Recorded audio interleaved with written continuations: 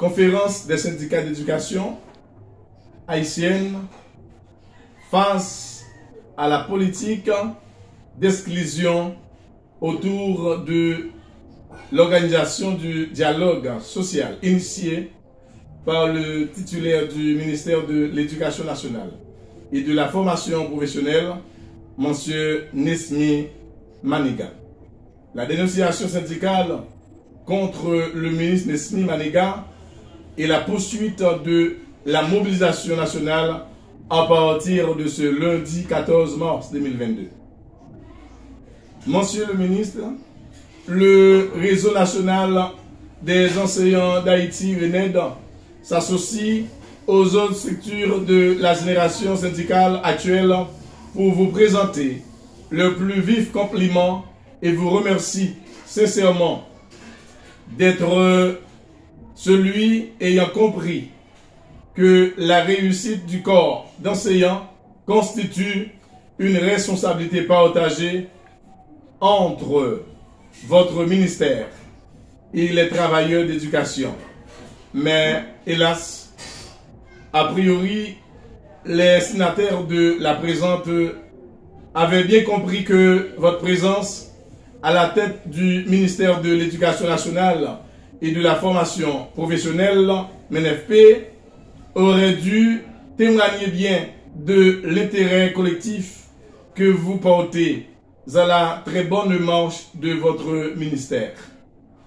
Ce fut aussi un signe d'encouragement et d'attention qui aurait prouvé que les entités syndicales des 10 départements géographiques du pays ne sont plus seules dans le combat si vous étiez parfaitement un modèle de ministre neutre et juste, un modèle de porte-parole syndicale impartial et responsable dont le monde aujourd'hui a besoin pour sauver notre société tellement menacée.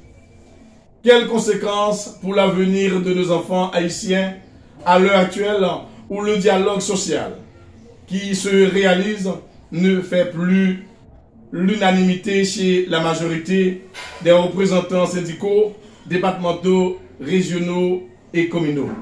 Ils souffrent d'un déficit de représentativité légitime syndicale.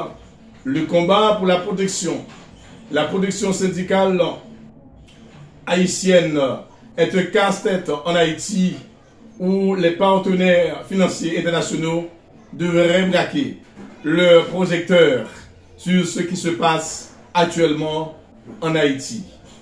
Dans cette veine, le réseau national des enseignants d'Haïti, RENEDH, salue le courage des responsables syndicaux nationaux et départementaux. Voilà où l'on est avec votre prétendu dialogue social, qui préalablement à des entreprises les plus douteuses semble n'avoir aucune motivation collective, si ce n'est que celle d'essayer de calmer certains petits esprits notoires de la République, les plus négociables et influençables. Ça se comprend, monsieur le ministre. Il n'y a rien d'inédit à cela, puisqu'il s'agit de la tradition institutionnelle haïtienne.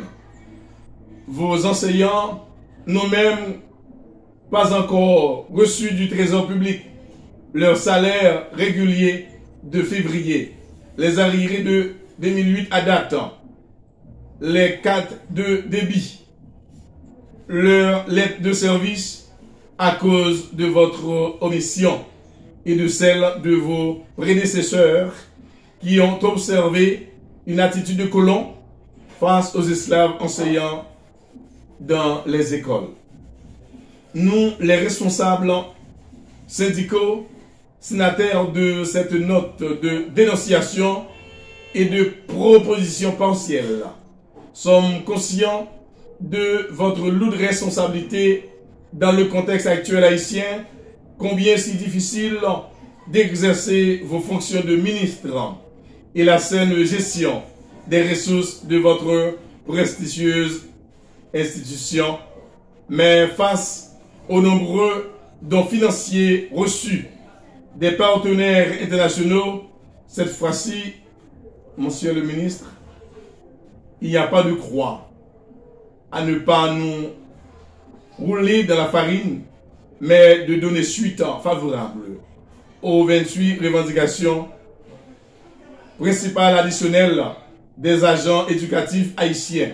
Si, sincèrement, vous êtes le vrai porte-parole syndical autodésigné des deux générations syndicales d'enseignants, face à l'exclusion syndicale, au dialogue social ayant causé tort aux représentants syndicaux concernés, qui sont les co-détenteurs des griefs des membres du secteur éducatif haïtien, un cahier de charge n'est l'œuvre, il ne sera l'œuvre naturelle d'un petit groupe, mais l'œuvre naturelle de toutes les organisations syndicales d'éducation haïtienne. Face à la ruse et à la complicité des autres rangs pour éjecter certaines structures syndicales dûment reconnues par l'État haïtien dans le soi-disant dialogue social, devrait-on comprendre que cela se fait en vue de disposer de certaines ressources de votre ministère dans le seul but de satisfaire leurs petits intérêts personnels en marge du respect de leur engagement face aux revendications légitimes des enseignants? Sinon, la mise en branle de toutes les organisations éducatives haïtiennes et la crise éducative haïtienne vont se perpétuer et le grand juge de l'histoire vous jugera tous. Le Réseau national des enseignants d'Haïti, RENEDH, et les autres organisations syndicales départementales se tiennent debout, l'œil vigilant et les oreilles attentives, avec tous les employés du MINEFP, les étudiants, les parents et les élèves, pour crier halte à l'injustice administrative des uns, aux ignorances, aux complicités, aux petits complots des autres.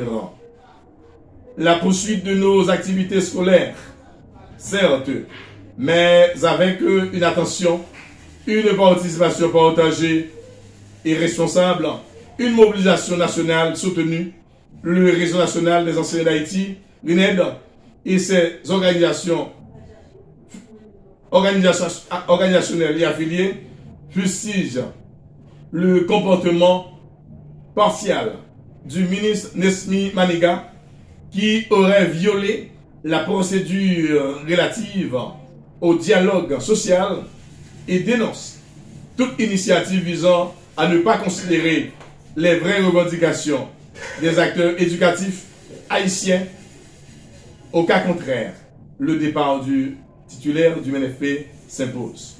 Au final, le Réseau national des enseignants d'Haïti, RENED, et ses entités syndicales représentatives, fonctionnelles et affiliées sollicitent le support exceptionnel, exponentiel et la vigilance syndicale éclairée de tous les enseignants d'Haïti, les membres du personnel administratif et les étudiants dans les 10 départements du pays, dans l'accomplissement de leur mission, se résumant la défense des intérêts des membres du secteur éducatif, être attentif au déroulement du dialogue social, s'assurer que tous les 28 points essentiels au tableau revendicatif du secteur éducatif se trouvent bien discutés et considérés dans la perspective de rendement optimum.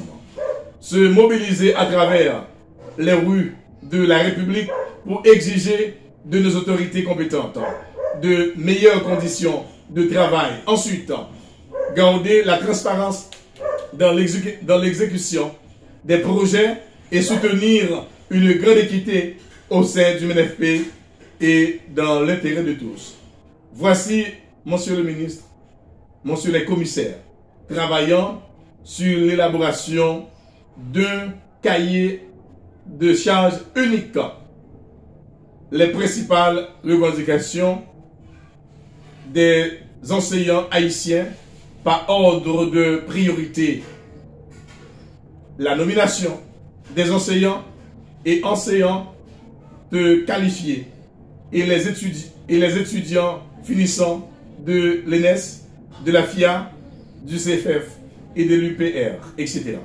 Le paiement intégral des arriérés de salaire des employés 2008 à date. L'accès à la carte de débit certifiée par le ministre sortant Pierre-Josué Agéno-Cadet. La révision de la grille salariale et son application rigoureuse. Le salaire de base de 75 000 goudes.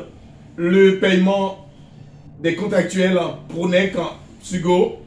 Le montant des salaires des instituteurs et ceux des professeurs à plein temps du 3e cycle fondamental et du secondaire devraient être équivalents au salaire du 3 chaires simple. L'accès à une autre chaire pour tous les directeurs. La restructuration du programme d'assurance de la fonction publique permettant aux enseignants d'avoir accès à des soins de santé convenables. L'accès à tout enseignant d'un crédit équivalent à la somme de 60 mois de salaire brut à rembourser sous une période allant de 15 à 20 ans au taux de 0,5%. Le modique montant de 75 000 goudes alloué à la famille de l'enseignant décédé est trop insignifiant, dont la révision du programme d'assurance de décès et la mise en place d'un mécanisme assurant une couverture d'assurance de décès à chaque enseignant décédé de montant juste équitable de 500 000 goudes pour faire face aux exigences de la vie après la succession et des courses. 12. La dotation de toutes les écoles publiques et privées d'une cafétéria permettant aux professeurs, aux étudiants et aux élèves d'avoir accès à un plat chaud chaque jour. 13. La dotation de toutes les écoles publiques de bibliothèques multimédia, de laboratoires, de sciences expérimentales, de langue et de toutes les infrastructures nécessaires pour la réussite effective des élèves et des professeurs. 14. La subvention aux écoles non publiques. La formation des enseignants pour mieux faciliter l'apprentissage des enfants. L'intégration de nouvelles écoles dans le programme de PEC financé par la Banque mondiale et de l'UNICEF pour permettre à plus d'enfants de fréquenter l'école. La réhabilitation des écoles vétustes et la construction de nouvelles écoles dans les sections communales et urbaines. Le salaire des agents éducatifs et du personnel administratif doivent leur être versé le 25 de chaque mois courant. La mise en place des structures adéquates à travers tous les lycées du pays pour l'implémentation de la filière technique des écoles privées.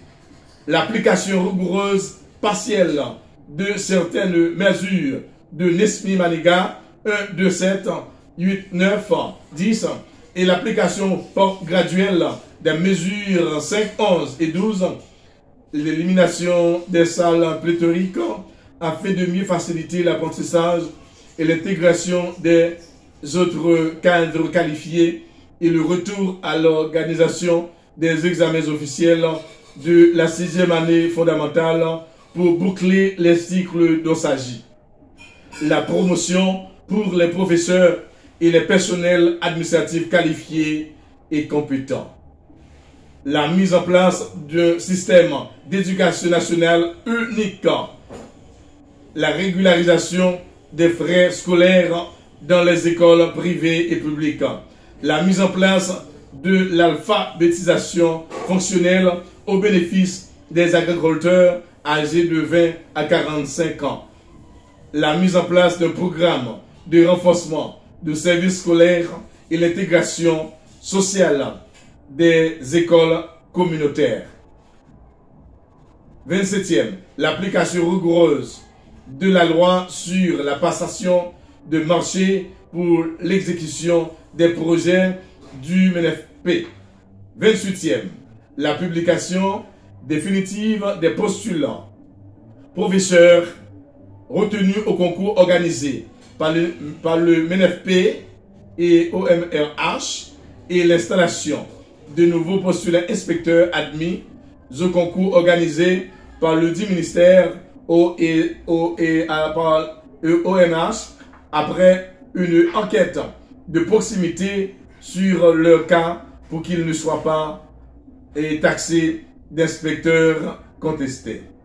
Monsieur le ministre, la satisfaction des griefs, de ces griefs, constitue la seule condition pour la reprise et la poursuite des activités scolaires. Il est grand temps de valoriser l'éducation haïtienne et donnant un traitement humain et adéquat aux membres du secteur éducatif haïtien en fonction du cours de la vie. Aucun cahier de charge ne sera élaboré et validé sans l'insertion des 28 précités des structures syndicales départementales d'éducation. Suivent les signatures dans cette conférence REDDH, SEGAD, REOPC, REPANE, Réponse, MPR, COTECNE, UEN, REBNO, RUNA, AIPG, AIPREG, RISOPAL, ASONIP, RIDA Centre, RIDA Sud, RIDA Artibonite, RIDA Sud-Est, RIDA Nord, RIDA Nord-Ouest, RIDA Nord-Ouest, RIDA Ouest, RIDA NIP, CEH, CODEC et GRAPEG. Coordonnateur national Henri-Claude Lecomte.